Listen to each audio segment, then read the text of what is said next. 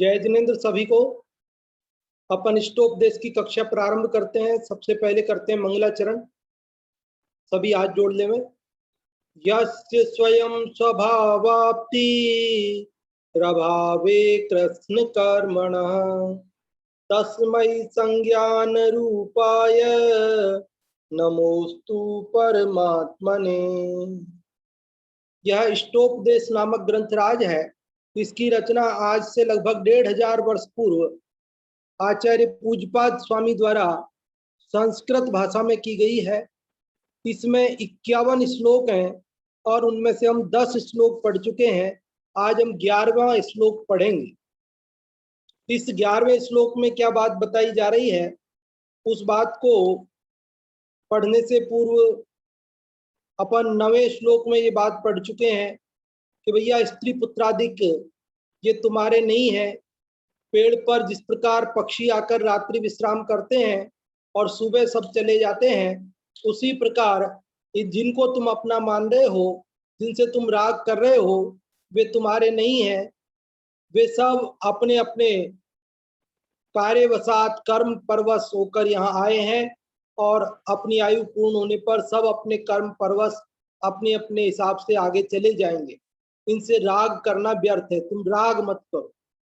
और 10वें श्लोक में कल हमने बात पढ़ी थी कि जिनको तुम शत्रु समझ रहे हो और उनसे द्वेष कर रहे हो, ये उचित नहीं है। वास्तव में वे तुम्हारे शत्रु नहीं है, तुम उनसे द्वेष मत करो, क्योंकि अपराधी हम स्वयं हैं। हमारे अपराध का ही फल अपने को मिलता है। हमने पूर्व में किसी को परेशान किया था, वह अभी हमें परेशान करता है, तो इसमें उस पर क्रोध करने की, उससे द्वेष करने की क्या आवश्यकता है। ये तो मेरे ही कर्मों का फल है, ऐसा समझकर हमें समता भाव धरना चाहिए। इस प्रकार 9वें श्लोक में राग करने के लिए मना कर दिया, 10वें श्लोक में द्वेष करने के लिए मना कर दिया। तो शिष्य ये पूछता है कि महाराज क्यों हम राग द्वेष नहीं करें? हम राग द्वेष कर लें तो आपको क्या दिक्कत है? राग द्वेष करने में क्या हानि है? ऐसी राग द्वेष करने से क्या तकलीफ है? क्या प्रॉब्लम क्या है राग द्वेष में, जिसकी वजह से आप राग द्वेष करने के लिए मना कर रहे हो? तो उसका उत्तर इस 11वें श्लोक में देते हैं। 11वां श्लोक आप सभी की स्क्रीन पर आ रहा है। अपन 11वां श्लोक पढ़ते हैं और समझते हैं कि राग द्वेष से क्या हानि है, राग द्वेष करने के लिए क्यों मना किया जा रहा है। देखिए, राग द्वेष द्वयी दीर्घ नेत्राकर्षण कर्मणा अज्ञानात् सुचिरं जीव संसाराब्धौ भ्रमत्यसौ राग द्वेष रस्सी बंधा भवसरगु में आप आत्म भ्रांति बस आप ही सहे महासंताप। क्या कह रहे हैं आचार्य पूज्यपाद स्वामी इस श्लोक के अंदर? देखिए, राग द्वेष द्वयी दीर्घ नेत्राकर्षण कर्मणा, कि राग द्वेष करने में क्या हानि है, प्रश्न था ना। तो उसका उत्तर ये दिया कि राग द्वेष द्वयी, राग और द्वेष ये दोनों, द्वयी मतलब जोड़ा, युगल, राग द्वेष का ये जोड़ा दीर्घ नेत्राकर्षण कर्मणा, लंबी जो रस्सियां हैं दो, उन रस्सियों के द्वारा जो खींचतान होती है, उस खींचतान के कर्म से, कार्य से इस जीव को संसार में दीर्घ काल तक घुमाते हैं। अज्ञानात, अज्ञान से, सुचिरम, चिरकाल तक जीव संसाराब्धौ, संसार रूपी सागर में भ्रमति, घूमता है, असौ यह। फिर से देख लीजिए, असौ जीव, लास्ट शब्द है ना असौ, असौ जीव, यह जीव अज्ञानात, अज्ञान से, राग द्वेष द्वयी दीर्घ नेत्राकर्षण कर्मणा, राग द्वेष रूपी, राग द्वेष के जोड़े रूपी लंबी दो डोरियों से जो खींचतान होती है, उस खींचतान के कर्म से सुचिरम लंबे काल तक संसाराब्धौ संसार सागर में भ्रमती घूमता है। आप सबको इसका अर्थ समझ में आ गया होगा। एक बार फिर से और बोल देता हूं, फिर आप लोगों को पूछता हूं, फिर इसकी चर्चा अपन करेंगे। अभी क्या कह रहे हैं कि यह जीव अज्ञान से राग द्वेष रूपी युगल के द्वारा, युगल रूपी दो लंबी रस्सियों से खींचतान के द्वारा दीर्घ काल तक इस संसार में परिभ्रमण करता है। आप में से कोई इसका अर्थ सामान्य बताना चाहे तो बता देवे, नहीं तो मैं फिर इसका थोड़ा और विशेष अर्थ बताता हूँ, तब आपको और अच्छे से समझ में आएगा, तब और आप लोग बता देना। हाँ जी, अभी बताना चाह रहे हैं नीलम जी, आपको अनम्यूट किया, आप बताएं।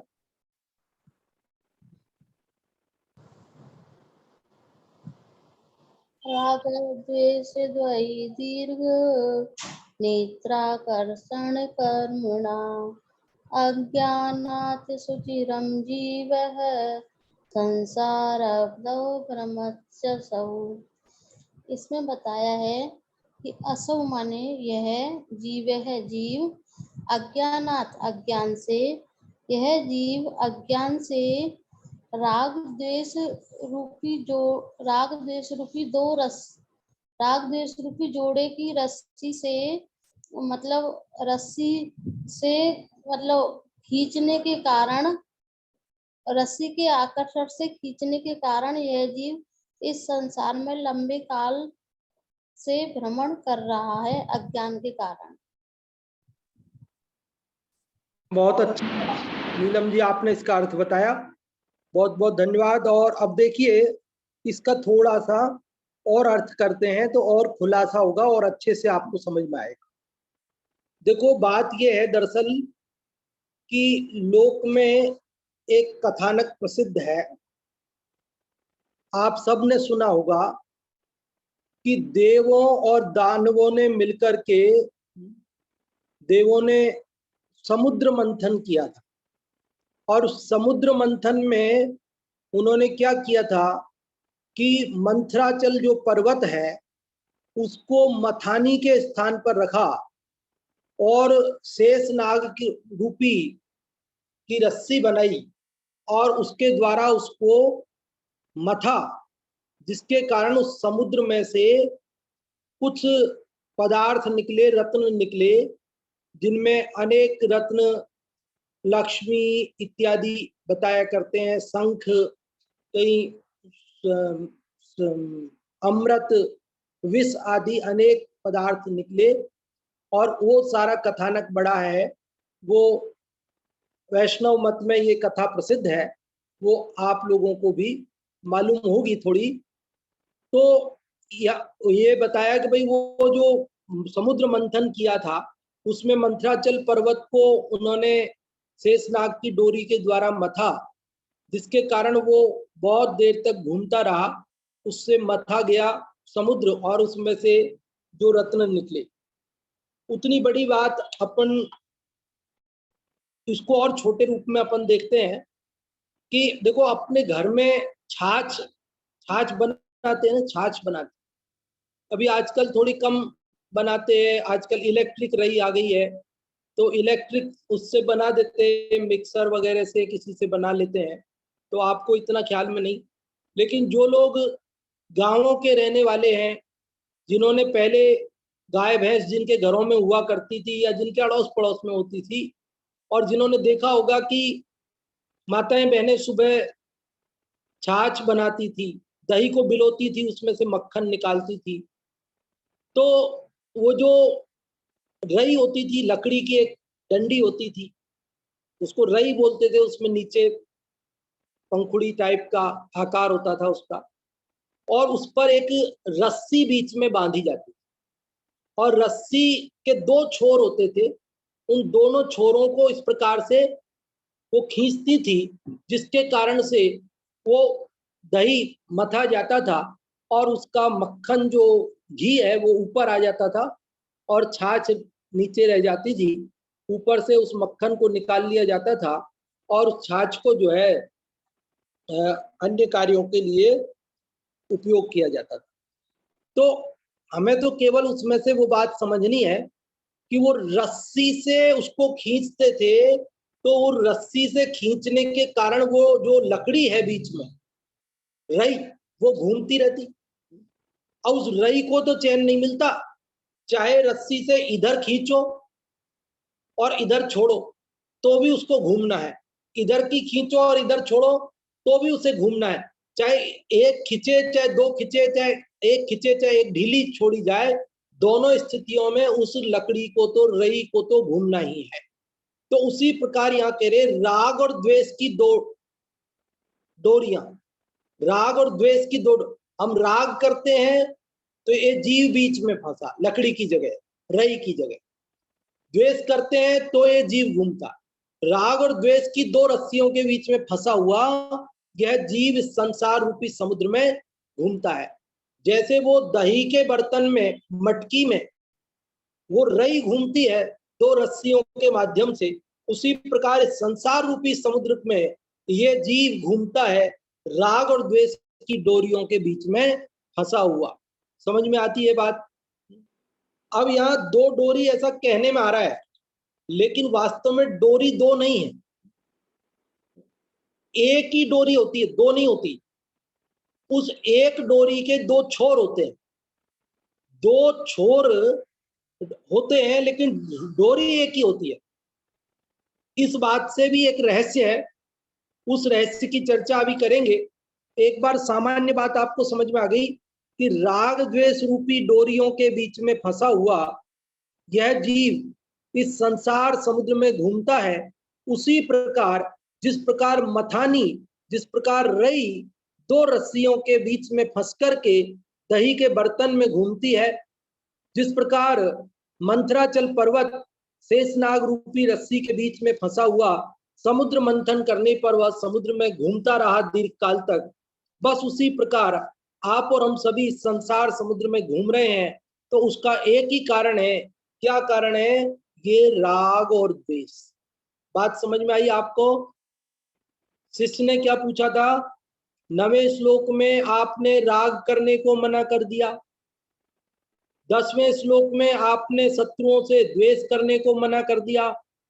महाराज आप हमें राग द्वेष करने के लिए मना क्यों कर रहे? राग द्वेष हम करें तो क्या हानि है, राग द्वेष करने में क्या दिक्कत है? तो उन्होंने कहा भाई राग द्वेष करने में ये हानि है कि राग द्वेष रूपी रस्सियों से खींचतान में तुम इस संसार समुद्र में घूमते हो, दुखी होते हो, जन्म मरण के दुख उठाते हो, इसलिए हम ये कहते हैं कि तुम राग द्वेष मत करो। राग द्वेष की डोरियों से यदि छूट जाओगे तो इस संसार परिभ्रमण से भी छूट जाओगे। रई जब रस्सी से मुक्त हो जाती है तो फिर उसका घूमना भी बंद हो जाता है। रई जब तक उस रस्सियों के बीच में फंसी रहती है और घूमती रहती है, उसको शांति नहीं मिलती, उसको घूमना पड़ता है। लेकिन जब रस्सी खोल के रख दी, अब उस रई मुक्त है, अब रई को घूमना नहीं पड़ता। उसी प्रकार जब हम राग द्वेष से रहित हो जाते हैं, वीतरागी हो जाते हैं, तो हम मुक्त हो जाते हैं, हमारा संसार परिभ्रमण मिट जाता है, हमारा दुख मिट जाता है, हम परम सुखी हो जाते हैं। अब उस बात पर आ जाते हैं जो हमने आपको अभी बताई कि डोरी दो डोरियों के बीच ऐसा कहने में आ रहा है, लेकिन दो डोरी नहीं है, डोरी एक है, दो तो उसके छोर हैं। उसी प्रकार राग और द्वेष वास्तव में ये दो चीजें नहीं है, ये एक ही है। विकार आत्मा के स्वभाव से विपरीत भाव, विभाव, उस विभाव के ही दो नाम है, एक राग और एक द्वेष। जीव जब स्वभाव रूप परिणमन करता है तो जीव सुखी होता है, लेकिन जीव जब विभाव रूप परिणमन करता है तो वह दुखी होता है। विभाव के ही दो नाम है, राग और द्वेष। इसीलिए यहां मूल श्लोक में भी ये शब्द लिया, राग द्वेष द्वयी। क्या शब्द लिया? राग द्वेष द्वयी, द्वयी शब्द लिया। द्वयी मतलब जोड़ा, द्वयी मतलब दो का समूह, द्वयी मतलब युगल। क्यों लिया? क्योंकि ये राग और द्वेष दो अलग अलग नहीं होते। अलग अलग नहीं होते मतलब जैसे किसी के राग तो हो और द्वेष ना हो, ये संभव नहीं। कोई द्वेष तो करता हो और राग ना करता हो, ये संभव नहीं है। राग करता है तो अवश्यमेव द्वेष भी करता ही है, द्वेष करता है तो राग भी अवश्यमेव करता ही है। कई लोगों को लगता है साहब हम तो किसी से द्वेष नहीं रखते, साहब हमें किसी से द्वेष नहीं है, पर हमें तो राग है। ऐसा होता नहीं कि सिर्फ राग हो और द्वेष ना हो। अरे आपको जिनसे राग है, यदि कोई उनको हानि पहुंचाए तो क्या होगा? तुम्हें उनसे द्वेष होगा कि नहीं होगा जो हानि पहुंचाते हैं? तुम्हें माता पिता भाई बहन मकान दुकान मंदिर जिनवाणी इनसे राग है ना। अब कोई यदि इनको हानि पहुंचाए तो तुम्हें उनसे द्वेष होगा कि नहीं होगा? हिसाब होगा। तो अभी तो नहीं है कि अभी भी मौजूद है एक कल्पना। अभी तो कोई ने हानि पहुंचाई नहीं ना, हमने केवल प्रश्न पूछा पहुंचाए तो आप कह रहे ना हाँ द्वेष होगा भाई। तो द्वेष मतलब एक अप्रकट रूप में द्वेष विद्यमान ही रहता है। जैसे स्यादवाद में स्यात शब्द लगाने पर जो अपेक्षा खोल दी गई बता दी गई है वो तो स्पष्ट हो जाती है, सामने प्रकट हो जाती है, लेकिन वो उसके अलावा अनंत अपेक्षाएं उसमें अप्रकट रूप से विद्यमान रहती है। उस स्यात शब्द से बताया, स्यात शब्द जो बता दिया गया है विवक्षित धर्म उसका प्रकाशक है, और जो अविवक्षित धर्म है जो अभी बताए नहीं गए हैं उनका द्योतक है। स्यात शब्द अन्य अपेक्षाओं का द्योतन करता है। उसी प्रकार जब हम राग प्रकट होता है तो द्वेष वहां मतलब पड़ा रहता है अप्रकट रूप से, और जब हम द्वेष प्रकट होता है तो राग अप्रकट रूप से पड़ा रहता है। हमें मान लीजिए सुंदर वस्तुओं से राग है तो असुंदर वस्तु से क्या होगा? तो द्वेष होगा ना भाई। ये तो जगत में नियम ही है कि प्रिय के प्रिय भी प्रिय होते हैं। कि जिनसे हमें राग है और उनको जिनसे राग है उनसे हमें भी राग हो जाता है, और हमें जिनसे राग है और उनको किसी अन्य से द्वेष है हमें भी उनसे द्वेष हो जाता है। और हमें जिससे द्वेष है और उससे कोई राग रखता है तो उससे भी हमें द्वेष हो जाता है। जिससे हमें द्वेष है और उससे कोई दूसरा द्वेष रखता है तो उससे हमें राग हो जाता है।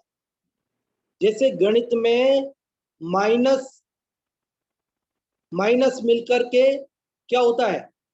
माइनस, और है प्लस हो जाता है, और प्लस प्लस मिलकर के प्लस रहता है, और माइनस प्लस से माइनस हो जाता है, और प्लस माइनस से भी माइनस हो जाता है। तो इसी प्रकार शत्रु का शत्रु हमारा मित्र, शत्रु का मित्र हमारा शत्रु, हमारे मित्र का मित्र मित्र, और हमारे मित्र का शत्रु शत्रु, ऐसा स्वरूप है। मतलब जहां राग विद्यमान है वहां जो उससे अपोजिट है उससे द्वेष स्वतः ही होता है। इसलिए यहाँ का राग द्वेष द्वयी, राग द्वेष रूपी जोड़ा, ये सब क्यों हो रहा है राग द्वेष? तो एक शब्द दिया यहाँ दूसरी पंक्ति का पहला शब्द अज्ञानात। अज्ञान से होते हैं ये राग द्वेष। राग द्वेष किससे होते हैं? और अज्ञान कौन सा अज्ञान? यहाँ अपने को नहीं जानना यही अज्ञान है। जब हम अपने को नहीं पहचानते हैं तो पर वस्तुओं में भेद करते हैं। क्या करते? पर वस्तुओं में भेद करते हैं कि ये मेरी नहीं, ये अच्छी ये बुरी। कब? जब हम अपने को नहीं पहचानते। अज्ञान मतलब आत्मा का अजानपना। आत्मा को नहीं जानना। आत्मा को जाने बिना जगत में जो पदार्थ हैं उनमें हम दो खंड कर देते हैं। क्या करते हैं, कुछ पदार्थों को ये मेरे हैं और उनसे राग करने लगते हैं, कुछ पदार्थ ये मेरे नहीं हैं, पराये हैं, उनसे द्वेष करने लगते हैं। अथवा क्या करते हैं, दो भाग ऐसे, कुछ पदार्थ अच्छे हैं और जो अच्छे लगते हैं उनसे राग करने लगते हैं, और कुछ पदार्थों को ये अच्छे नहीं है, ये बुरे हैं, ऐसा मानकर उनसे द्वेष करने लगते हैं। लेकिन ये सब कब होता है, जब हम अपने को नहीं जानते। जो जीव अपने को जानता है वो परद्रव्यों में ऐसा भेद नहीं करता, वो तो सभी पराये हैं ऐसा जानकर उनकी उपेक्षा कर देता है, ना उनसे राग करता है ना उनसे द्वेष करता है। शुभ अशुभ भावों के संदर्भ में पंक्तियां अपन पढ़ते हैं पूजन के अंदर, सीमंदर पूजन के अंदर आती है। शुभ अशुभ वृत्तियों के संदर्भ में, राग द्वेष के संदर्भ में भी अपन उनको समझ सकते हैं। शुभ अशुभ वृत्ति एकांत दुख, अत्यंत मलिन संयोगी है, अज्ञान विधाता है इनका, निश्चित चैतन्य विरोधी है। कांटों सी पैदा हो जाती चैतन्य सदन के आंगन में, चंचल छाया की माया सी, घटती क्षण में बढ़ती क्षण में।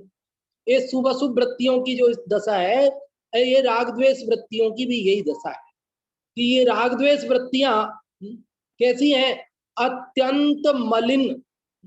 राग द्वेष दोनों ही मलिन है, ये सब संयोगी भाव है, ये विभाव भाव है, ये स्वभाव भाव नहीं है, अज्ञान विधाता है इनका। ये राग द्वेष क्यों उत्पन्न हुए, अज्ञान के कारण, अपने को नहीं जानने के कारण परद्रव्यों में राग द्वेष करते हैं। निश्चित चैतन्य विरोधी है, ये चैतन्य जो अपना ज्ञान दर्शन स्वभावी आत्मा है उसके स्वभाव से विपरीत भाव है ये राग द्वेष। कांटों सी पैदा हो जाती चैतन्य सदन के आंगन में। जैसे कोई घर के कच्चे आंगन होते थे ना पहले, उनमें बारिश में कांटेदार पौधे उग जाते, उनकी सफाई करनी पड़ती थी। तो ऐसे ही ये राग द्वेष हमारे चैतन्य रूपी घर के आंगन में पैदा हो जाते हैं। खरपतवार हैं ये कांटे जैसे हैं, ये दुखदाई हैं। ये चंचल छाया की माया सी, घटती क्षण में बढ़ती क्षण में। ये चंचल है, कभी कभी कम हो जाता है, कभी ज्यादा हो जाता है, कभी राग होता है, कभी द्वेष हो जाता है। बच्चों को देखा होगा ना, कभी खेलने लगते हैं, खेलते खेलते झगड़ने लगते हैं, फिर झगड़ते झगड़ते फिर खेलने लगते हैं। बच्चों को झगड़ते देखकर बड़े झगड़ जाते हैं, और बड़े तो सारी जिंदगी नहीं बोलते और बच्चे 2 मिनट बाद ही बोलने लग जाते हैं। माँ सोचती है बच्चे खेल रहे हैं, 2 मिनट में झगड़ते हुए आ जाते हैं। माँ सोचती है बच्चों में झगड़ा हो गया, 2 मिनट बाद वापस खेलने लगते हैं। तो ये राग द्वेष का ऐसा ही चक्कर है, ये चंचल छाया के समान एक कभी भी राग द्वेष होते रहते हैं। इसीलिए कहा ये राग द्वेष द्वयी, ये युगल है, ये जोड़ा है। ज्ञानार्णव में ऐसा श्लोक आया, ज्ञानार्णव ग्रंथ के अंदर श्लोक आया, यत्र राग पदम धत्ते द्वेषस्तत्रेति निश्चयः, उभावे तौ समालंब्य विक्रमत्यधिकम मनः। क्या अर्थ है इसका, यत्र राग पदम धत्ते, जहां राग पैर रखता है, मतलब जहां राग उत्पन्न होता है, द्वेषस्तत्रेति निश्चय, द्वेष तत्र वहां निश्चय, निश्चित रूप से द्वेष भी वहां होता है। उभाव एतौ समालंब्य, उभव मतलब दोनों, एतौ ये दोनों राग द्वेष का आलंबन लेकर के, विक्रमति अधिकम मनः, मन अधिक विक्रम करता है, विकारी बन जाता है। तो मन में जितने भी देखो राग द्वेष दोनों तो जोड़े हैं ही, लेकिन जहां राग द्वेष होते हैं वहां अन्य सारे विकार भी पैदा हो जाते।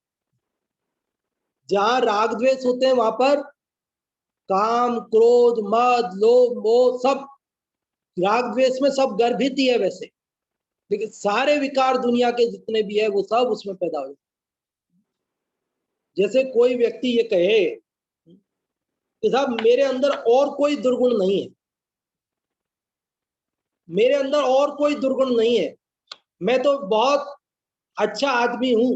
कोई कहे किसी के बारे में वो बहुत अच्छा है साहब, वो लड़का बहुत अच्छा है साहब, कोई कमी नहीं है, बहुत अच्छा है, बस एक ही कमी है कि वो शराब पीता है। अब बताओ, शराब पीना एक कमी है?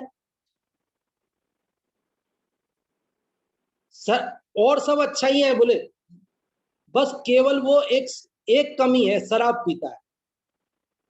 देखो जो शराब पीता है वो एक कमी नहीं है, वो कमियों का ढेर है, उस कमियों का भंडार है। क्योंकि जब शराब पी लेता है तो शराब के नशे में हिंसा भी कर देवे, मार देवे। नशा करने वाले व्यक्ति का क्या, शराब के नशे में वो हिंसा भी कर देवे और नशे में झूठ बोल देगा। नशे में उसने हिंसा कर दी। नशा करने वाला झूठ बोलता है नशे में। नशा करने वाला अगर नहीं मिले पैसे तो शराब का आदी होता है ना, पैसा नहीं हो तो चोरी भी कर लेगा। नशे में वो कुशील सेवन भी कर सकता है। नशे के अंदर क्या नहीं करेगा बताओ? एक कमी नहीं है, नशा करना एक कमी नहीं है, नशा करना कमियों का भंडार है। कई लोग कहते हैं, अज्ञानी आदमी को कहते हैं, कोई को एक गधा है, गधा क्या बोलते हैं, गधा। गधे को लोग अज्ञानी समझते हैं, अविवेकी समझते हैं, लेकिन मालूम गधे में तो विवेक होता है, गधा अविवेकी नहीं होता, गधा अज्ञानी नहीं होता। मैं आपसे पूछता हूं, गधे के आगे आप सूखी घास डाल दो और तंबाकू डाल दो, बोलो क्या खाएगा गधा? दोनों को खा जाएगा क्या? गधे के आगे सूखी घास डाल दो और तंबाकू डाल दो, वो तंबाकू को सूंघ के छोड़ देगा, खाएगा नहीं, और घास को खा जाएगा। उसको इतना विवेक है कि ये तंबाकू खाने लायक नहीं है और ये घास खाने लायक है। गाय के आगे, गधे के आगे आप ऐसे करो, एक बर्तन में पानी रख दो और एक बर्तन में शराब रख दो, दो बाल्टियों में, एक बाल्टी में पानी भर के रख दो और एक बाल्टी में क्या रख दो, शराब भर के रख दो, बोलो क्या पिएंगे? गधा क्या शराब पी लेगा? गाय पी लेगी शराब? कितनी भी प्यासी हो, प्यासी मर जाएगी लेकिन शराब नहीं पिएगी, पानी पी लेगी। तो उस गाय को, उस गधे को ये पता चल गया कि ये शराब है, नहीं पीने लायक है, ये पानी है, ये पीने लायक है, ये घास है, खाने लायक है, ये तंबाकू है, नहीं खाने लायक है।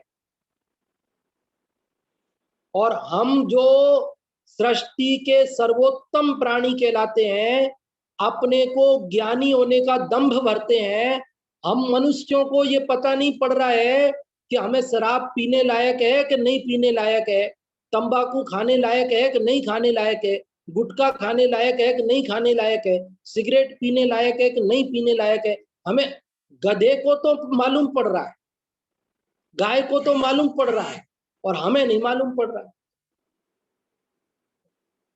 जब कोई एक आध रोटी बच जाती है ना घर के अंदर, तो वो अपन गाय को देने जाते, कुत्ते को दे, तो वो खा लेता है। लेकिन जब हम ये दूसरी चीजें बनाते हैं ना जो नहीं खानी चाहिए, वो दुनिया भर की कोई चीजें, तली भुनी चीजें, तो अपन बच जाए डालो तो कुत्ता भी नहीं खाएगा। आप खा लेते हो, हम खा लेते हैं, लेकिन वो नहीं खाते हैं, क्योंकि उन्हें पता है कि ये नुकसान की चीजें हैं। और हम जिह्वा इंद्री के स्वाद के लालच में आकर के उन नुकसानदेह वस्तुओं को भी भक्षण कर जाते हैं, नशाकारक वस्तुओं का भक्षण कर जाते हैं। हम जिन पशुओं को अज्ञानी समझते हैं, अविवेकी समझते हैं, गधा बोलते हैं इंसान को, अज्ञानी को, लेकिन वो गधे को भी इतना विवेक है और हम विवेक नहीं रखते हैं। ये सारी समस्याएं हमारे अविवेक से पैदा हुई हैं। ये राग द्वेष भी हमारे अविवेक के कारण पैदा हुए हैं, और ये राग द्वेष का जोड़ा है। ये राग द्वेष के कारण ही हमारा संसार परिभ्रमण हो रहा है। राग द्वेष के कारण ही हमारा 4 गति 84 लाख योनियों में जो जन्म मरण हो रहा है, दुख हो रहा है। इसीलिए आचार्य पूज्यपाद स्वामी हमें ये कह रहे, भैया जिनसे तुम राग कर रहे हो उनसे राग मत करो, क्योंकि राग करना उचित नहीं है। और जिनसे तुम द्वेष कर रहे हो उनसे द्वेष मत करो, क्योंकि द्वेष करना भी उचित नहीं है। उचित क्यों नहीं है वो तो 9वें 10वें श्लोक में बता दिया गया है। लेकिन राग द्वेष करने का फल 4 गति 84 लाख योनियां है, परिभ्रमण है, दुख है। ये बात यहाँ मथानी के उदाहरण से, रई के उदाहरण से उसको 2 रस्सियों से खींचा जाता है और वह घूमती है। उसी प्रकार से हम राग द्वेष रूपी डोरियों से खींचे जाते हैं और इस संसार में घूमते हैं। ये बात इसमें बताई गई है। पंचास्तिकाय में भी 128 से 130 तक की जो 3 गाथाएं हैं उनके अंदर भी ये बात आई है। देखो, एक गाथाएं केवल मैं आपको पढ़ देता हूं।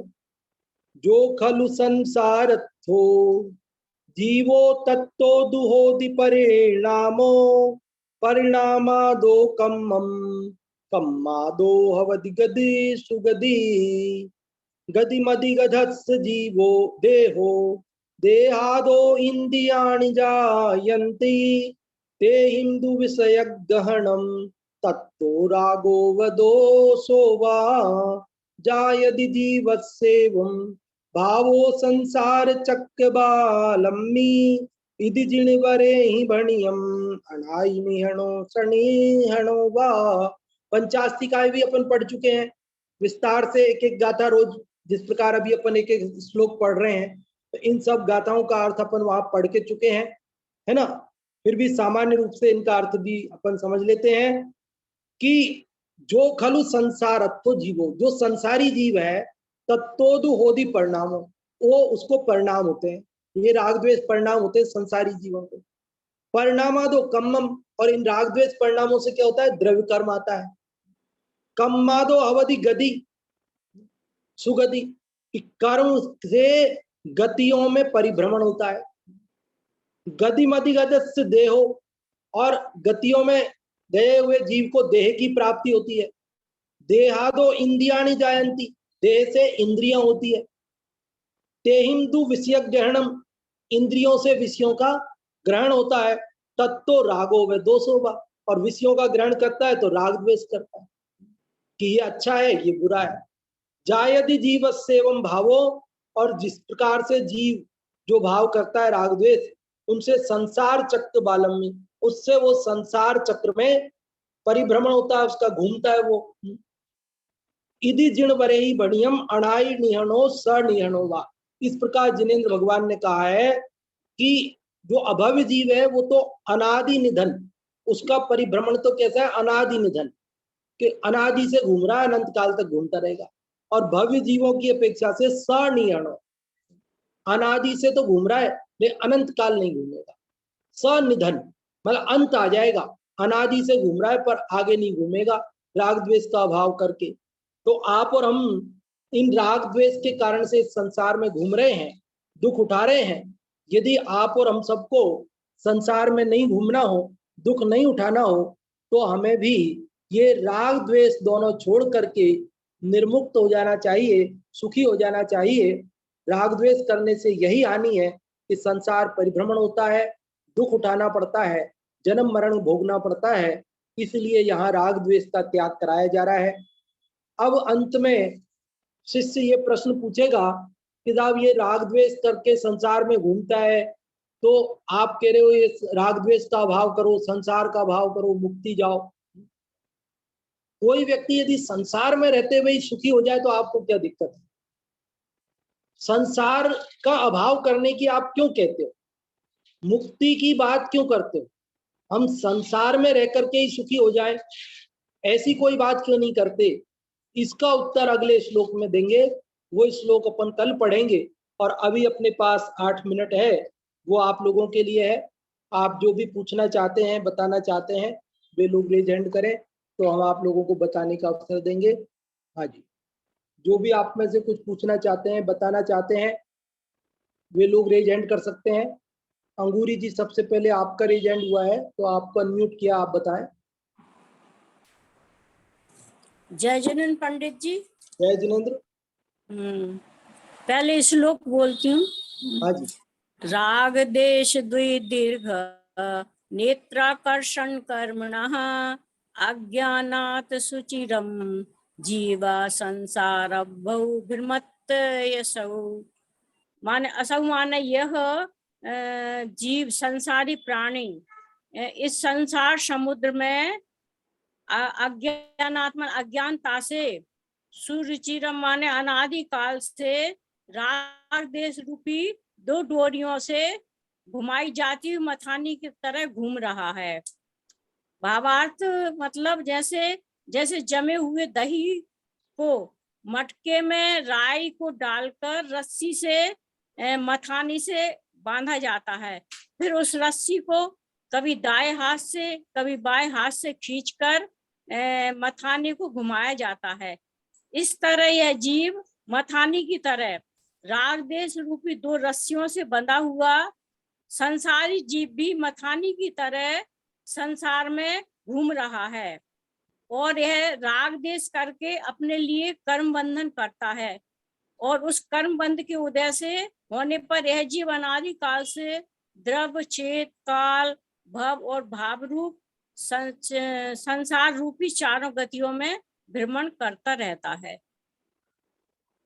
हाँ जी, बहुत अच्छा अंगूरी जी आपने बताया, बहुत बहुत धन्यवाद आपके लिए। और भी जो लोग बताना चाहते हैं वे लोग रेज हैंड कर सकते हैं।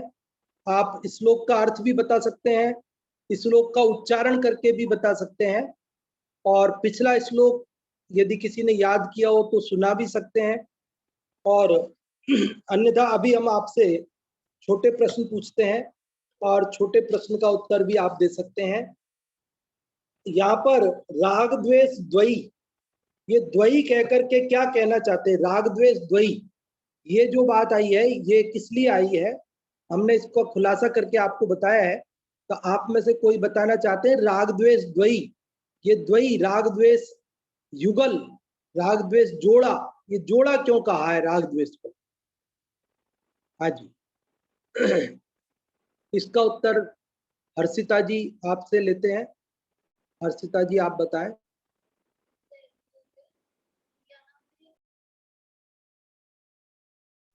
जय जिनेन्द्र, यहाँ पे द्वयी इसलिए लिखा है क्योंकि राग और द्वेष ये दोनों मतलब जोड़े में ही होते हैं। मतलब यदि किसी व्यक्ति के राग देखा जाता है तो निश्चित ही उस व्यक्ति के भीतर द्वेष भी है। जैसे यदि हमें जो चीज पसंद है तो उससे राग है और उसके अलावा बाकी सभी से हमें द्वेष होता ही है, ये एक नियम ही है, इसलिए यहाँ पे ये द्वयी वर्ड लिखा है। हाँ जी, बहुत अच्छा हर्षिता जी आपने बताया कि राग द्वेष द्वयी, द्वयी इसलिए लिखा है क्योंकि राग द्वेष ये जोड़ा है, दोनों होते हैं। ऐसा नहीं होता कि अकेला राग हो द्वेष ना हो, अथवा अकेला द्वेष हो राग ना हो। प्रकट रूप में रहे अप्रकट रूप में रहे, लेकिन दोनों ही रहते हैं, दोनों का जोड़ा है, ये युगल है, इसलिए ये द्वयी शब्द का प्रयोग किया है। अब हमारा प्रश्न है कि राग द्वेष किस कारण से उत्पन्न होते हैं? राग द्वेष का कारण क्या है? राग द्वेष उत्पन्न होने का कारण क्या है, वो भी इसी में आया है, जो भी आप बताना चाहते हैं। यशोधरा आंटी जी आपको अनम्यूट किया, आप बताएं। राग द्वेष उत्पन्न होने का कारण अज्ञानता है।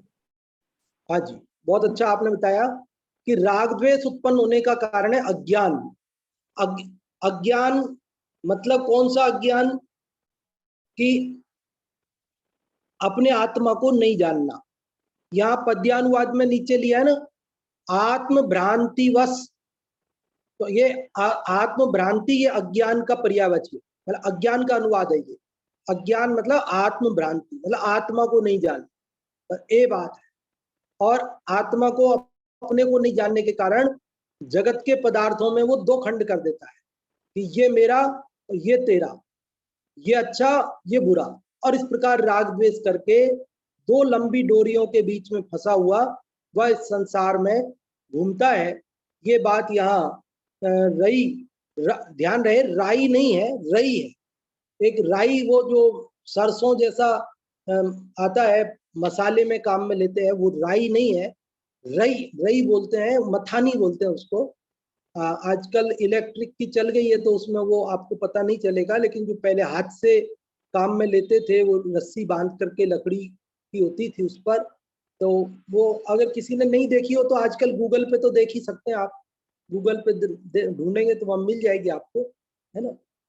हाँ जी, और किसी को ये श्लोक पढ़ करके सुनाना हो तो आप श्लोक पढ़कर सुनाएं। हाँ जी, यहाँ से श्लोक को पढ़ करके सुना दें। आप में से संस्कृत वाला या हिंदी वाला जो भी आप सुनाना चाहते हैं, हम ये चाहते हैं कि आप जितने भी लोग जुड़े हुए हैं वे सब किसी न किसी रूप में इसमें सक्रिय रहें, उससे आपको उपयोग अधिक लगेगा, मन ज्यादा लगेगा इसमें। हाँ जी, अभी हर्षिता जी आपने रेजेंट किया है, आप सुनाएं। राग द्वेष द्वयी दीर्घ नेत्राकर्षण कर्मणा अज्ञानात् सुचिरं जीवः संसारब्धौ भ्रमत्यसौ राग द्वेष रस्सी बंधा भवसरघूमे आप आत्मभ्रांति वश आप ही सहे महासंताप। हाँ जी, बहुत अच्छा हर्षिता जी, आपने संस्कृत और हिंदी दोनों का पाठ किया। और भी कोई आप में से कुछ बताना पूछना चाहते हो, कोई शब्द का अर्थ समझ में नहीं आया हो तो आप पूछ सकते हैं, अन्यथा अपना समय आज का पूर्ण हो गया और अगले श्लोक की चर्चा अपन कल करेंगे। और अभी दूसरी कक्षा जो नाटक समय सार जी की सुंदर चलती है उसके लिए अपन आमंत्रित करेंगे पंडित जी